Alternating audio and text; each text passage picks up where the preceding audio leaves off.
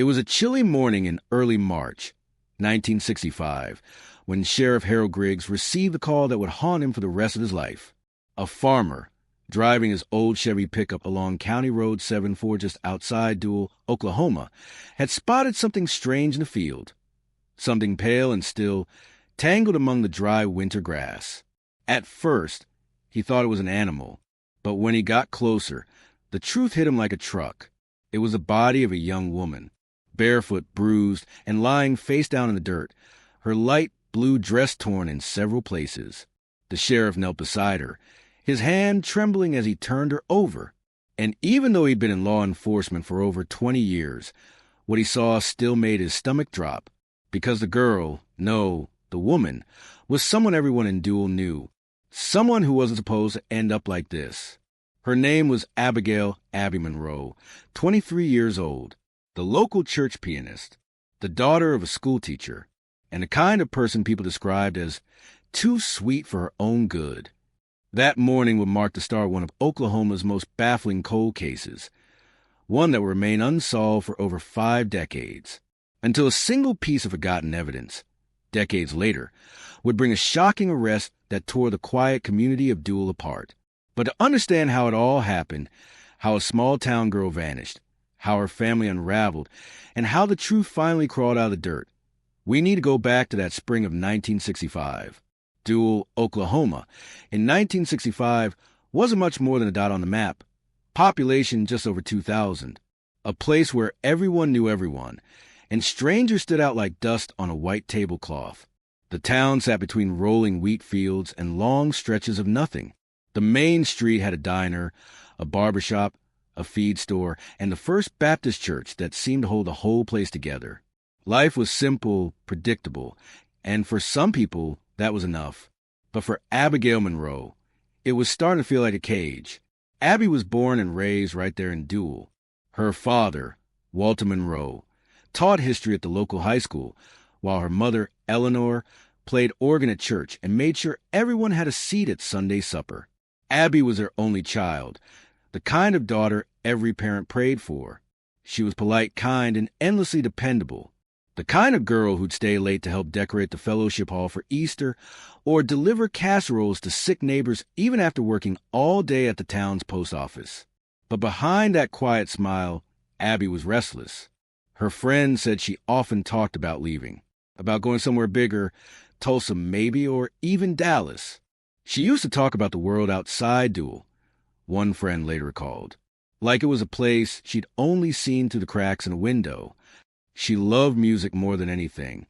She'd been playing piano since she was 5, her small hands gliding across the keys at Sunday service, her blue eyes bright as sunlight through stained glass. But it wasn't just him she loved. When no one was around, she'd sneak into the church late at night to play jazz records she'd borrowed from a friend's brother in Oklahoma City. For Abby, music was her escape, a place she could breathe. Abby wasn't a wild girl by any means, but she wasn't blind to attention either. Men noticed her, the way she carried herself, graceful, confident, but soft-spoken. Her light brown hair framed her face perfectly, and her laugh had a way of disarming even the most stubborn men in town. But the one who noticed her most was Frank Duval. Frank was 29, a mechanic at the Dual Auto Shop, and known for having a short fuse and a long history with women. He was charming when he wanted to be, dangerous when he didn't, and everyone knew it. Abby started seeing him sometime around late 1964. No one really knew how it started. She'd drop off her dad's car for an oil change or stop by to fix a squeaky brake. And somehow Frank would end up walking her home. Her parents didn't approve, of course. Walter thought Frank was a bad seed, and Eleanor called him trouble wearing a smile. But Abby was 23, and like many 23-year-olds, she was tired of being told what to do. Friends said they saw them together often that winter, parked out by Lake Denner late at night, talking for hours, sometimes arguing, loud enough that folks in nearby houses could hear them through the cold air. By February of 1965, the relationship had turned rocky. Neighbors heard shouting from outside the Monroe home more than once. And one of Abby's co-workers at the post office said she came to work one morning with her eyes red from crying. When asked what was wrong, she just said, "I think I made a mistake," and went back to sorting mail. Still, no one thought it would end the way it did. On March 12, 1965, Abby finished her shift at the post office around 5:30 p.m. She waved goodbye to her co-worker, tucked a stack of letters under her arm, and said she was heading home to get ready for choir practice at the church. She never made it there. Her father reported her missing that same night, after she failed to show up for practice or return home for dinner. At first, police assumed she'd just gone off for a while, maybe to clear her head after another fight with Frank. But Walter Monroe insisted that wasn't like her. Abby wasn't the type to run away. And by sunrise the next morning, when her car was found abandoned near the edge of County Road 74, the sheriff's department realized something was very wrong. The car was a pale yellow 1957 Chevy Bel Air, the kind Abby had inherited from her uncle a few years earlier. The driver's door was unlocked. Her purse was still inside, keys in the ignition. But there was something else, a single red fabric ribbon caught in the passenger door. It looked like the kind Abby wore in her hair sometimes. Investigators searched the surrounding area but found nothing. No footprints, no tire tracks, no signs of a struggle. It was as if she had vanished into thin air. The town panicked. Church bells rang for prayer. Flyers went up. Search parties formed overnight. Everyone wanted to help, until the whispers started. Some said Abby had finally run off to the city with another man. Others claimed Frank had something to do with it, and the few who knew about their fights were sure of it. But Frank, when questioned, denied everything. He said he hadn't seen Abby in over a week, claimed she'd ended things. Police had no evidence to hold him, so they let him go. That was Friday. By Sunday morning, her body was found. The entire town turned out for Abby's funeral. The church was packed, every pew filled, people standing in the aisles and outside the doors in silence. Her mother collapsed twice during the service. Her father sat motionless, staring straight ahead, his face pale as paper. Sheriff Griggs promised justice. But months passed, then years, and nothing came. No arrests, no confessions, no leads that went anywhere. Abby's case went cold before her grave had even settled. And Duell moved on, or at least they pretended to. But grief has a way of living in small towns. It seeps into the soil, lingers in the church pews, whispers through the diner when someone mentions her name. And for 50 years, that's exactly what happened. Until the spring of 2019, when a dusty evidence box, tucked away in the basement of the county courthouse, was opened during an inventory cleanup.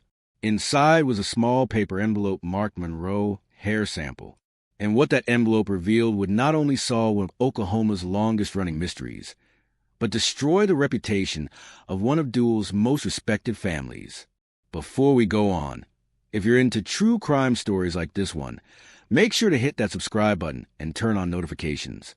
These stories deserve to be remembered, and your support helps keep them alive. The morning after Abby Monroe's body was found, Duell changed. It was as if the wind itself carried her name, whispering it through the wheat fields, across the rooftops, into every corner of that quiet town. People gathered in clusters along Main Street, speaking in hushed tones. The diner stayed full all day. The usual clatter of plates and chatter about weather or crops was replaced by one question: who could do something like this to Abby Monroe? Sheriff Harold Griggs stood outside the county morgue that day, his hands buried deep in his coat pockets. He had seen terrible things before: car wrecks, suicides, the occasional drunken fight gone too far. But nothing like this. Nothing that felt personal. When the coroner finally emerged, his face said everything before his words did. Abby had suffered blunt force trauma to the head, likely with a heavy object. She'd been struck twice, once behind the ear, once on the temple. There were signs of a struggle, defensive wounds on her forearms. And she had likely died sometime between 7 o'clock and 9 p.m. on March 12th, the same night she disappeared. But there was one more detail that left everyone shaken. Her body showed evidence of sexual assault. The news spread fast, too fast. Within hours, Duell wasn't just grieving. It was angry. And when people get angry, they start looking for someone to blame. The first name that came up, over and over, was Frank Duval. Everyone knew about their rocky relationship, about the fights, the shouting, the way Abby had been pulling away from him in those final weeks. When investigators arrived at his small house near the edge of town, they found Frank sitting on the porch, smoking a cigarette. He didn't seem surprised. He just nodded, as if he'd been waiting for them. Sheriff Griggs asked him straight out, "When was the last time you saw Abigail Monroe?" Frank said he hadn't seen her since the week before, that she'd come by the garage to pick up her car after an oil change, and that was it. He claimed they'd broken things off, mutual, no bad blood, but the sheriff wasn't buying it. He'd heard from others that the two had been arguing publicly only days before the disappearance. Inside Frank's house, they found nothing suspicious. No blood, no clothing, no signs of struggle. Still, they brought him in for questioning. For over 6 hours, Frank sat under the harsh fluorescent light of the sheriff's office, answering question after question. He didn't ask for a lawyer. He didn't even seem nervous. He told them he'd been home the entire evening of March 12th, fixing up an old truck in his shed. His neighbor, a widower named Clyde Harrison, later confirmed seeing Frank's light on late that night. The sheriff's gut told him something was off. But gut feelings don't hold up in court. After 2 days of questioning, with no physical evidence linking him to Abby's death, they had to let him go. And just like that, Frank walked free. The town wasn't happy about it. The whispers got louder.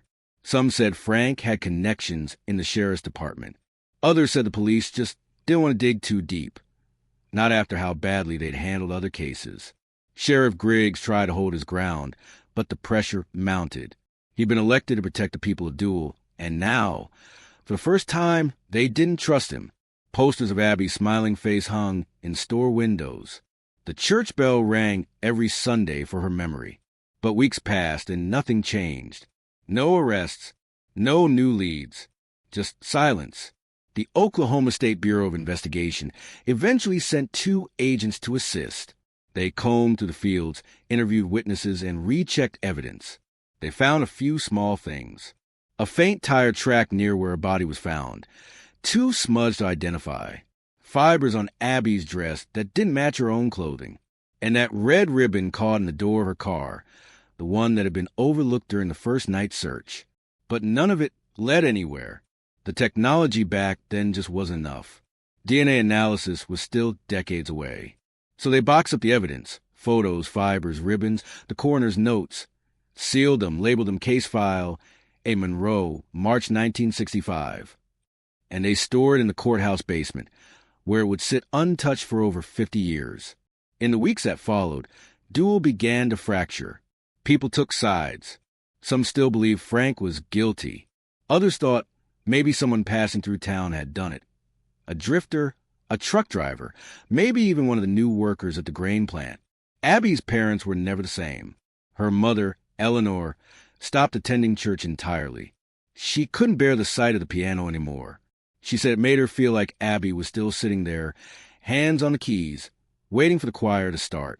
Her father, Walter, kept teaching for a while, but his energy faded. Students said he often stared out the window mid-lecture, his voice hollow, his thoughts miles away. By the time summer came, the Monroes had moved out of Duel altogether, packed up their belongings, and left without saying goodbye. Their house sat empty for months before someone else finally bought it. And slowly, the town began to forget, but not everyone let it go. There were still whispers about a car seen parked near the old quarry that night, about a man who'd left town suddenly the following week, about strange noises near the church around midnight. Most of it was gossip, but one tiny detail, would later turn out to be true. A local boy named Tommy Jacobs, who was 17 at the time, claimed he saw Abby's yellow Chevy parked near the river around 8:30 that night. He said he saw another car behind it, dark blue, maybe a Buick, and he swore he saw someone standing near the passenger side, arguing with her. When police questioned him back then, they dismissed it as unreliable. Tommy had a reputation for telling tall tales, and without proof, it went nowhere. But in hindsight, his statement would prove chillingly accurate. By 1966, Abby's name was mostly spoken in past tense. New families moved in, crops grew, the diner changed hands, and Duell moved on, the way small towns do. But some nights, people still said they could see her. Driving home along County Road 74 after dark, a few swore they'd glimpse a figure in a blue dress standing by the side of the road. When headlights caught her, she'd vanish, leaving only dust and memory. Whether it was guilt, grief, or ghost stories, no one knew. But Abby Monroe's presence never really left Duell. Fast forward to 1987. Sheriff Harold Griggs had retired by then, his hair gone gray, his hands still shaking whenever he thought of that March morning. He kept a photograph of Abby in his desk drawer, her high school portrait, taken the year she graduated. Every so often, he'd look at it and whisper, "I'm sorry." But he wasn't the only one haunted by the case. A young rookie deputy named Daniel Harris, who joined the department just months after Abby's death, never stopped thinking about it. He'd helped with the original search. He'd seen her car, her parents' faces, the look in the sheriff's eyes when the investigation went cold. And decades later, he'd be the one to finally reopen the case. But that moment, that breakthrough, wouldn't come until 2019. Before we continue, if you're new here, don't forget to like and subscribe. It helps this channel reach more people who care about stories like Abby's. Stories that deserve to be remembered, not forgotten. 54 years. That's how long it had been since Abigail Monroe's name last appeared in a police report. In that time, Duell had changed almost beyond recognition. The old feed store was now a Dollar General, the diner replaced by a chain restaurant that served coffee in paper cups instead of glass mugs. But for those who remembered, Abby's story was still a shadow cast over the town, an unfinished chapter that refused to fade away. In the spring of 2019, the Duell County Courthouse was undergoing renovation. The lower floor, once used for storage, was being cleared out to make way for new offices. Most of what they found down there was junk. Old ledgers, tax forms, and decades of forgotten paperwork. But tucked away in the far corner, under a stack of faded manila boxes, was a sealed cardboard container marked simply. The janitor who found it almost threw it out. But he noticed the sheriff seal across the tape and handed it to the county clerk, who immediately called the Duell Police Department. Within an hour, the box was sitting on the desk of Deputy Daniel Harris, the same man who, as a rookie, had helped in the original search back in '65. Now 78 years old, retired but volunteering part-time as a cold case advisor, Harris felt his pulse quicken when he saw that name. He pulled out a chair, slit the old tape, and opened the box. Inside were 2 envelopes, several black and white photographs, and a stack of handwritten notes on brittle yellow paper. And at the very bottom, inside a smaller evidence sleeve, was something he hadn't known existed. A strand of hair, long, light brown, sealed in a dated plastic bag labeled, "Recovered near victim." Harris stared at it for a long time. He remembered that day, the field, the rain, the chaos. But he didn't remember anyone collecting hair samples. Still, he made a call to the Oklahoma State Bureau of Investigation, requesting assistance in re-evaluating the evidence. DNA technology had advanced beyond imagination since the 1960s. What had once been useless might now speak volumes. Within a week, the old samples were sent off to a state lab in Tulsa, and as Harris waited for the results, he couldn't help but wonder if he was about to finally learn what had haunted him for half a century. The DNA testing took 3 months. It was a long shot. The evidence had been sitting in a box for decades, exposed to heat, dust, and time. The odds of retrieving a viable sample were slim. But on August 14th, 2019, Harris received a call from the OSBI analyst. "We got something." The hair sample contained a partial DNA profile, not enough for a complete identification, but enough to run against national databases. And the result stunned everyone. The sample did not belong to Abby Monroe. It belonged to an unidentified male, whose genetic markers closely matched someone still alive, someone residing right there in Duell County. The analyst explained that, using familial DNA tracing, the sample appeared related to a local family named Duval. Frank Duval had died in 1997, a heart attack. No criminal record after the 1960s. No further incidents. Most people believed he'd been innocent all along. But now, the DNA suggested otherwise, or so it seemed. The match wasn't to Frank himself, but to someone related to him. His nephew, Mark Duval, a 51-year-old contractor who'd lived his whole life in Dual. When investigators pulled his record, they were surprised. Mark had been born in 1968, 3 years after Abby's murder, which meant the DNA belonged to someone in the previous generation. That narrowed it down to Frank or his older brother, Ray Duval. Ray had been a respected man in town, owner of a small trucking company, husband, father of 2. He died in 2012, long before this discovery. So if the DNA matched Ray, what did that mean? Had everyone been looking at the wrong Duval all along? Sheriff's departments don't like reopening old wounds, especially ones buried this deep. But this was different. With renewed public interest and the DNA match making headlines across Oklahoma, the OSBI launched an official cold case investigation. They brought in new forensics experts, crime historians, and even a genealogist to help trace the Duval lineage. And what they uncovered began to rewrite everything the town thought it knew about Abby Monroe's death. One of the first discoveries came from an unexpected place, an old incident report from March 1965, filed but never followed up on. It mentioned a disturbance near the rail yard the same night Abby vanished. A woman's screams were heard by 2 workers around 9 p.m., but by the time anyone arrived, the area was empty. The address listed was only 2 miles from where her body was later found. The report had been ignored, likely because the sheriff's department was overwhelmed at the time. But here's the thing. The trucking company owned by Ray Duval had a warehouse right next to that rail yard. And according to employment records, Abby's father, Walter Monroe, had once worked there part-time before taking his teaching position. That connection, buried for decades, was the first thread that began to unravel the mystery. Digging into old payroll and local directories, investigators found something else. In 1965, Ray Duval was 33 years old, married with 1 infant daughter. His wife, Margaret, had reportedly left town shortly after Abby's death, taking their child with her. Neighbors said she'd been frightened of Ray, though no one could ever prove why. And then there was a rumor, an ugly one, that circulated quietly among the older townsfolk for years, that Abby Monroe hadn't just known the Duvals. She'd been seeing one of them, not Frank, but Ray. Among Abby's belongings, her parents had kept a small brown journal, one that was never submitted as evidence because it was considered personal. In 2019, Walter and Eleanor had long since passed away, but their niece, who'd inherited their estate, still had a box of Abby's keepsakes. Inside that box, detectives found the journal. Most of it was innocent.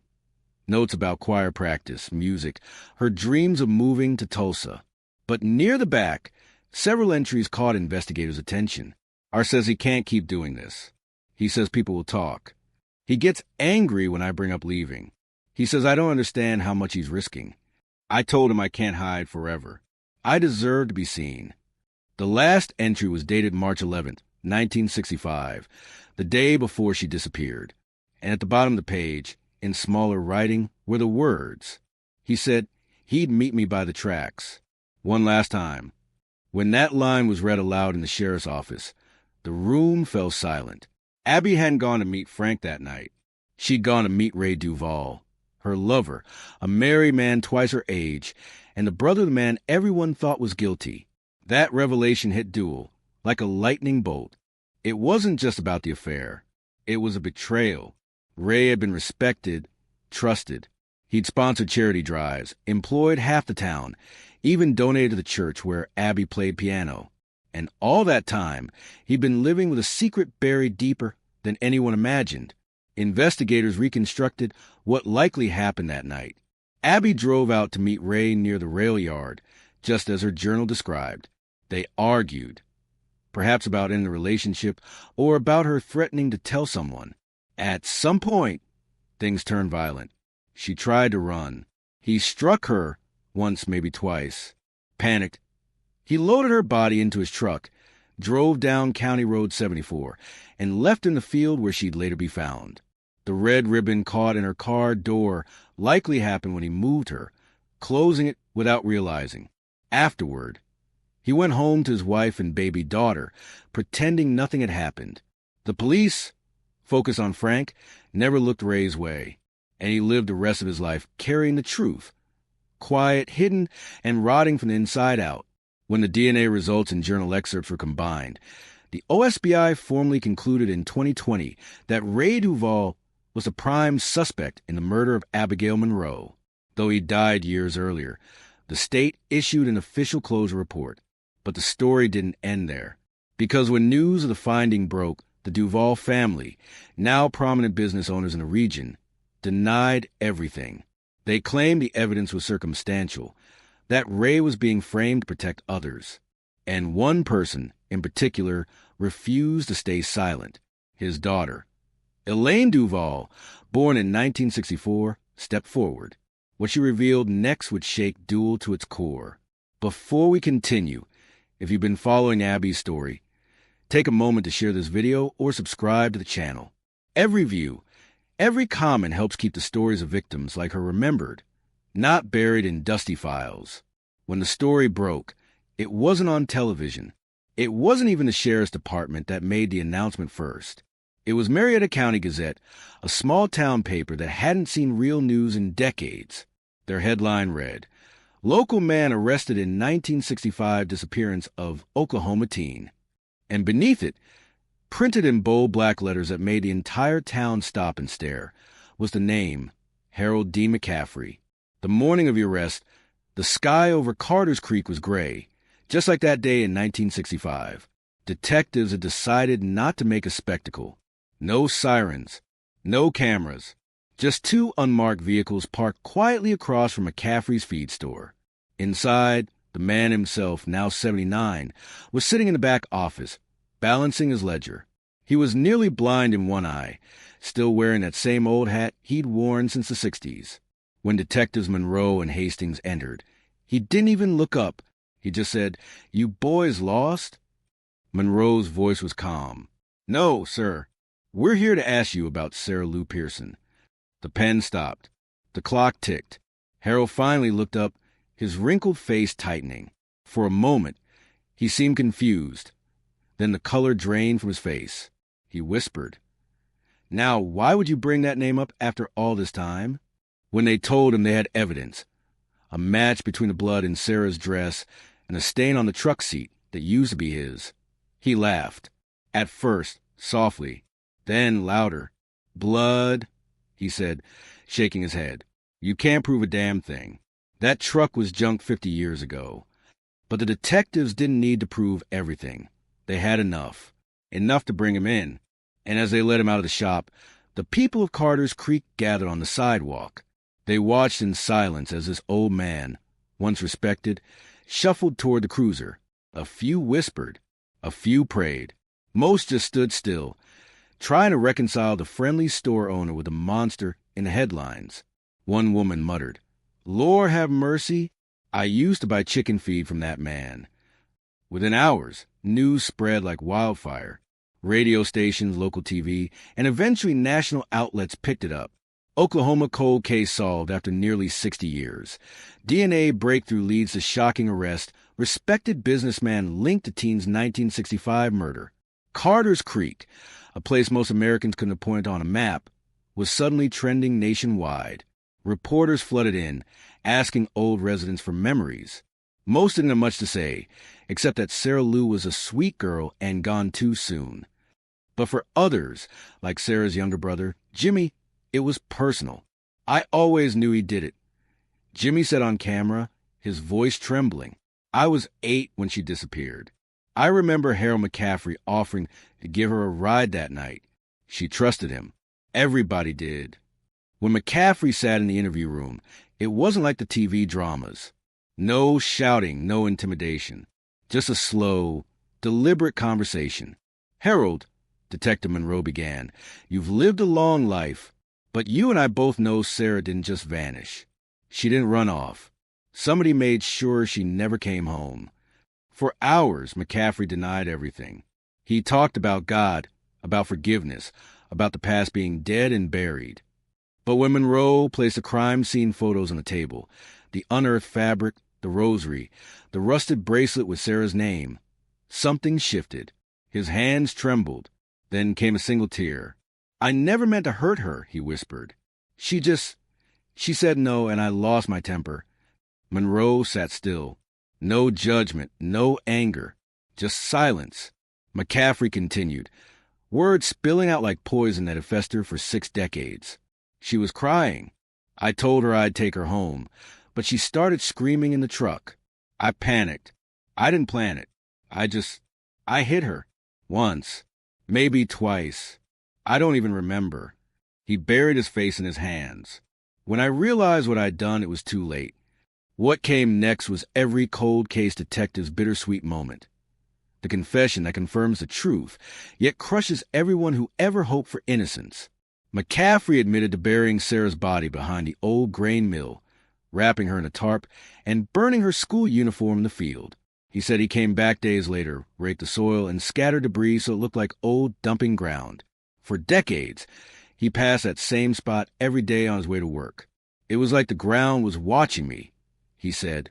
When asked why he never came forward, McCaffrey replied, because no one asked, and because I didn't think God forgave people like me. Monroe just said quietly, maybe he doesn't forgive lies. The trial didn't last long. Though McCaffrey's lawyers tried to argue dementia and memory loss, his recorded confession was too detailed, too real. He knew what he did, and now the world did too. The courtroom was packed every single day. Sarah's siblings sat together in the front row, holding hands. Jimmy, now in his 60s, stared straight ahead as McCaffrey shuffled past, wearing a prison jumpsuit and oxygen tubes. When the guilty verdict came, there was no cheering, just quiet tears. 59 years too late, but justice had finally come. As McCaffrey was escorted out, he turned once more to face the Pearson family. I'm sorry, he said, his voice shaking. I see her face every night. When Sarah's remains were finally laid to rest in the same churchyard where her mother had been buried, the town turned out in full. Even those who had known her personally came to pay respects. The pastor, his voice trembling, said, evil can hide in plain sight, but truth always finds its way through the dark. That night, the Gazette printed its final story on the case. After nearly 60 years, Sarah Lou Pearson comes home. Her photo, black and white, soft smile, eyes full of hope, covered the front page. Underneath it, a single quote from her brother Jimmy. She can rest now, and so can we. And as the years went on, Carter's Creek changed. The feed store closed. The old mill was torn down. But near the edge of town, a small stone marker stands today. It reads, in memory of Sarah Lou Pearson, 1948 to 1965. She was loved and she was found. Before we end this story, if you've made it this far, thank you for caring about cases like Sarah's. Every share, every like, every comment helps keep these memories alive and encourages families still waiting for answers. Because for every cold case that gets solved, there are hundreds more still waiting. So if you want to help bring those stories to light, don't forget to subscribe and stay tuned. Because next week, we're traveling to another quiet town where a 50-year-old mystery finally cracked in the most unexpected way. When the trial ended, most people thought the story was over. Harold McCaffrey was sentenced to life in prison without parole. The Pearson family finally had a grave to visit, and the quiet little town of Carter's Creek could finally exhale after holding its breath for almost 60 years. But if there's one thing I've learned covering these stories, it's that closure is never that simple. Because when something that dark festers in a town for decades, it never really dies. It just finds new soil. The day after the sentencing, the courthouse lawn was filled with TV crews packing up their equipment. Satellite vans rumbled away, and the reporters who'd swarmed the town all week were gone before sunset. Inside the sheriff's office, Detective Monroe sat in his chair staring at the evidence board, now nearly empty. Photos had been taken down, red strings cut. Only one thing remained pinned in the center, Sarah Lou's senior portrait. Her face, forever 17, smiling back through time.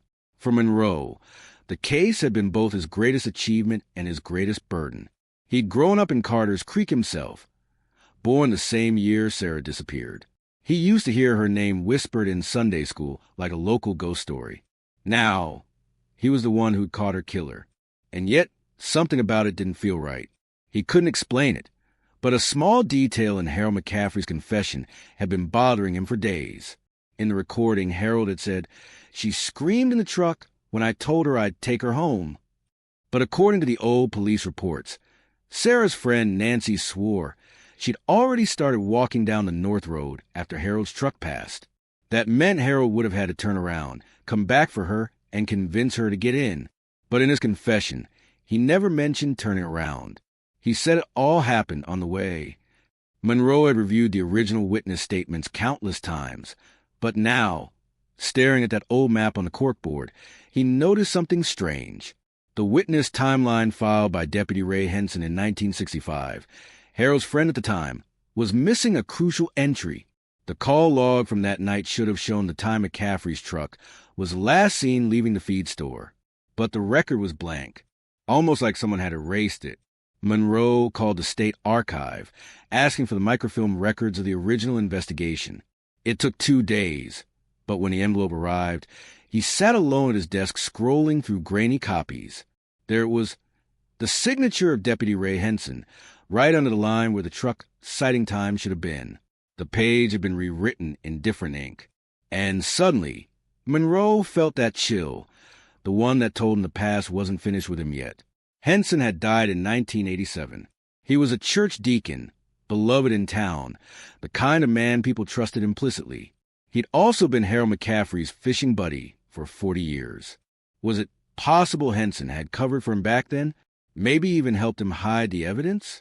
It wouldn't be the first time loyalty outweighed justice in a small town, especially in 1965 Oklahoma. Meanwhile, the Pearsons were trying to rebuild. Sarah's brother Jimmy had moved back to Carter's Creek from Tulsa after the sentencing. He said he just couldn't leave again. He needed to be close to her grave. But his sister Ruthie wasn't doing so well. She'd grown up believing her sister had run away. She was only 5 when it happened, too young to remember much, but old enough to sense that her parents had died with unanswered questions. Now, after all these years, Ruthie found herself standing by Sarah's headstone nearly every day. Sometimes she'd bring flowers. Sometimes she'd just talk. "Did you forgive him, Sarah?" she'd whisper. "Because I don't think I can." One afternoon, a local reporter approached her, asking for a quote for a follow-up piece. Ruthie refused.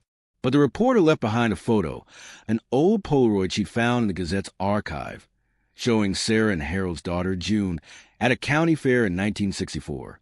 Ruthie had never seen it before. And suddenly, that old unease came rushing back. Why had no one ever mentioned that Sarah knew Harold's family personally? In prison, Harold McCaffrey wasn't adjusting well. He was frail, diabetic, and often delusional. But when the prison chaplain visited him, he said something that caught attention. "I wasn't the only one," Harold whispered. "You don't understand. There were things we buried deeper than her." The chaplain, thinking he was speaking metaphorically, just nodded. But when he reported it to Detective Monroe, the words lingered. 2 weeks later, Monroe obtained permission to search the old mill site again, the same place Sarah's body had been found. It was mostly rubble now, surrounded by weeds and twisted metal. But something in his gut told him Harold's last words weren't just rambling. He brought in a small forensic crew, ground-penetrating radar, and a cadaver dog from the State Bureau. They started on the west side of property, where the soil had been disturbed decades ago. Nothing. Then, near the back edge of the creek, the dog began to alert, whining, pawing at the ground. They dug slowly, expecting to find old trash, maybe animal remains. Instead, they found bone fragments. Smaller, older, and not Sarah's. The medical examiner later confirmed it. These weren't from a teenage girl. They were from a child, likely 6 or 7 years old. And they'd been buried years before Sarah disappeared. When the results came back, the entire investigation turned on its head. If Harold had confessed to killing Sarah, but there were other remains buried nearby, then what did that mean? Was he a serial predator? Or had he been protecting someone else all along? Detective Monroe returned to prison for one last interview. He slid the photos across the table. "Who's this, Harold?" he asked. "Who was the little boy buried under that soil?" Harold stared at them for a long time, his eyes distant. Then he said quietly, "That wasn't my doing." Monroe leaned forward. "Then whose was it?" Harold smiled sadly. "Some things you don't dig up, son. Some things this town should have left buried." By the end of that week, rumors swept through Carter's Creek again. People whispered about missing children, about the old days when records weren't kept right, and about a secret that the town's lawmen may have buried long before Sarah Lou Pearson ever went missing. Deputy Henson's name came up more than once. It turned out his younger brother, Caleb, had gone missing in 1958, officially listed as a runaway. No investigation had ever been opened. The dates lined up perfectly with the estimated age of the child's remains. That night, Monroe couldn't sleep. He sat by the window of his home, staring out into the cold Oklahoma dark, wondering how many ghosts Carter's Creek still held. Justice had been served, yes, but only for one, and sometimes justice for one just shines a light on the sins of many. He wrote in his case journal, "If truth is a light, then this town's been squinting in the dark for too long." But before he could close the file for good, he got a call from June McCaffrey, Harold's daughter. Her voice was quiet, trembling.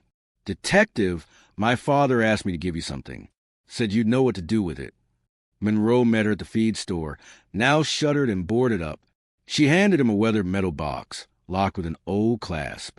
Inside were faded photos, newspaper clippings, and a letter written in Harold's shaky handwriting. It began, "If you're reading this, then I'm gone. I did wrong by that girl, and I paid for it. But there's one more thing you should know. Sarah wasn't the first secret Carter's Creek buried, and she won't be the last." Monroe felt the chill again. At the bottom of the box was a small rusted key tag with 2 words, "Church Basement." The key felt heavier in Detective Monroe's hand than it should have.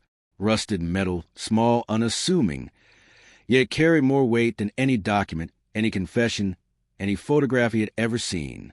It was early morning when he returned to Carter's Creek. The sun had barely crested the horizon, painting the town in muted oranges and grays.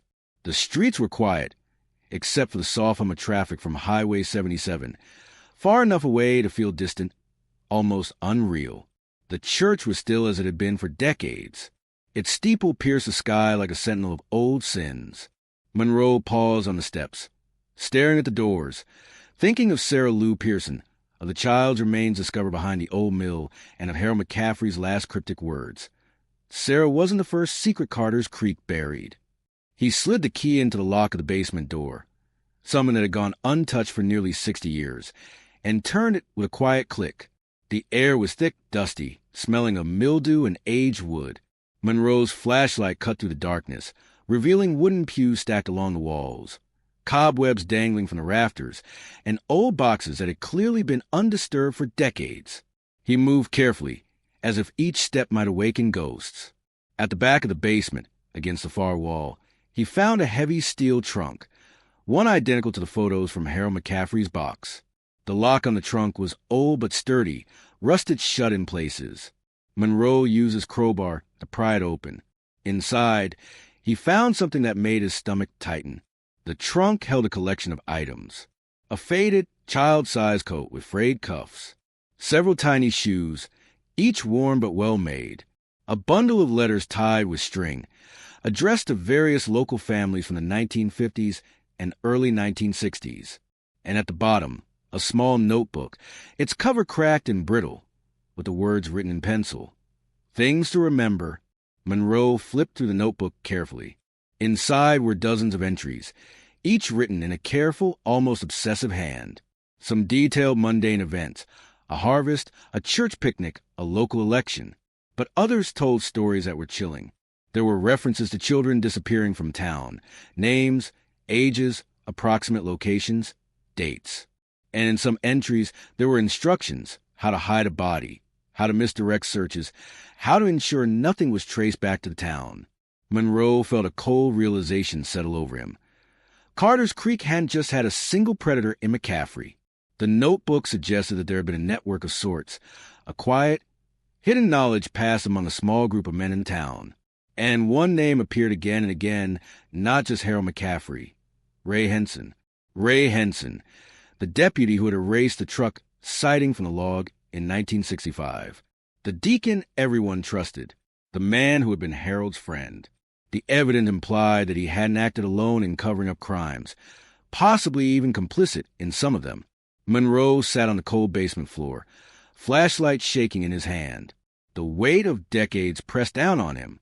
Carter's Creek had been harboring a darkness far beyond a single murder. Monroe knew this information would shake the town to its core. He spent days verifying dates, matching records from missing children reports, checking genealogies, and consulting state archives. Finally, he contacted the remaining members of the Pearson family. Jimmy and Ruthie came to the church basement reluctantly, still raw from the trial and the exposure of Harold McCaffrey's crimes. When Monroe showed them the notebook and the trunk's contents, their faces went pale. This isn't just Sarah," Jimmy whispered.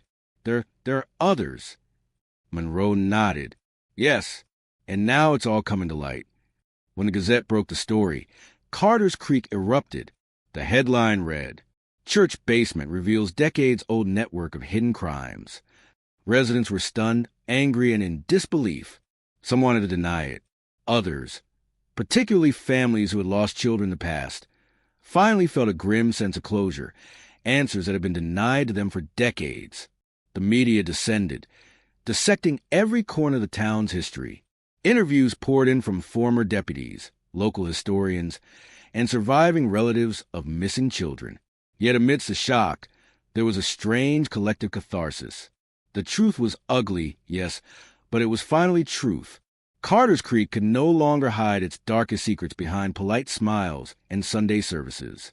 For Jimmy and Ruthie Pearson, the revelations were almost too much. They had thought that capturing Harold McCaffrey had ended their long nightmare. But now, they faced the reality that the town had been complicit in silence. Neighbors, authority figures, and even friends. "It's like the ground itself swallowed all the wrongs," Jimmy said, standing at Sarah's grave. "We buried her, and they buried the rest of the truth along with her." Ruthie placed her hand on the tombstone. "But at least now we can speak it aloud." Monroe, meanwhile, felt the enormity of what he had uncovered. He had solved a case that spanned 6 decades, brought a killer to justice, and finally returned a sense of peace to Sarah's family. Yet he couldn't shake the feeling of unfinished business.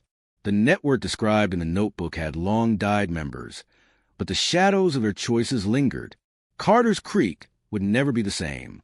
He wrote in his journal, "Evil has a way of hiding in plain sight. Time does not erase it. But truth forces itself to the surface eventually. Some wounds are too deep to heal completely, but at least now they are no longer ignored." The town took steps to remember properly. A memorial garden was created behind the church, honoring Sarah Lou Pearson and all the other children whose lives had been stolen. Families began speaking openly about long-lost relatives, missing cousins, and neighbors who had vanished without explanation. Carter's Creek had been forced to confront its past. Monroe retired for good after cataloging the church basement findings for the state. But even in retirement, he remained a quiet observer, knowing the story of Sarah Lou and the hidden darkness beneath the town would be remembered forever. Justice had arrived, but the cost had been decades of silence, fear, and ignorance. Sarah Lou Pearson's life was cut tragically short. Harold McCaffrey would die in prison, weighed down by decades of guilt. Ray Henson and others who had hidden truths would be remembered only through whispers and evidence. And Carter's Creek, the sleepy town with golden fields and quiet streets, would never again be the same. Because sometimes solving a cold case doesn't just close a chapter. It forces an entire community to confront the stories it has long ignored, the secrets it has buried, and the truth that refuses to stay silent. If you followed this story, take a moment to remember the victims, the families, and the quiet towns whose histories are shadowed by secrets. Like, share, and subscribe, so that stories like Sarah Lou Pearson's are never forgotten.